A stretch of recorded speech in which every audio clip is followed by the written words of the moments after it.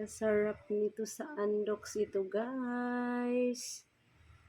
Ayan ang aming ulam. Ulam-ulam.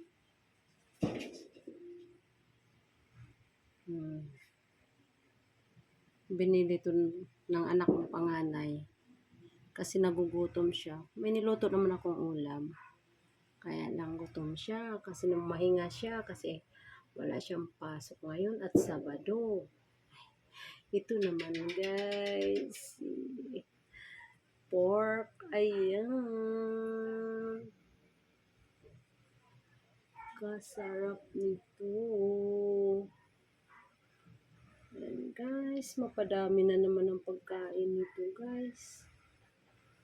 Okay lang, guys. Samantalahin natin hanggat mayroon tayong nakakain. Kasi may time din naman na ibig sabihin, hindi naman lahat ay masarap ang inuulam. Puwera lang sa mga mayayaman. Ayan, guys, di ba? Trip ko talaga ngayon mag-video, guys, ng kung ano-ano. Okay, guys.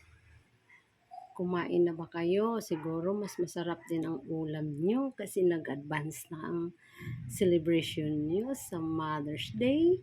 Happy Mother's Day pala sa lahat ng mga nanay. Yung mga nanay na hindi nang iiwan ng mga anak. Ay, Happy Mother's Day sa inyo. Sa ating lahat. At sa mga nanay ding mga nang iiwan ng anak. Happy Mother's Day din sa inyo. At sana'y maalaala niyo ang mga anak niyo na iniwan niyo na lang kung basta-basta. Kaya ayan. Solve na nito ang aming ulam sa hapunan, guys. Pag nagugutom talaga yung anak kong panganay. Basta't may pera siya.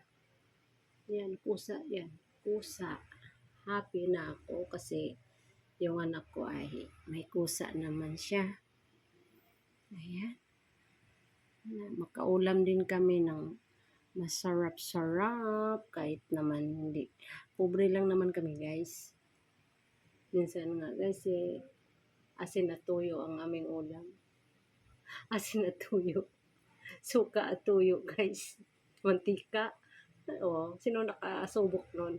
Yung mantika, yung ginagamit na lagyan ng konting suka. O, diba? Yun nga lang mantika na gamit na pwede ibahog sa kanin na bagong sinaing.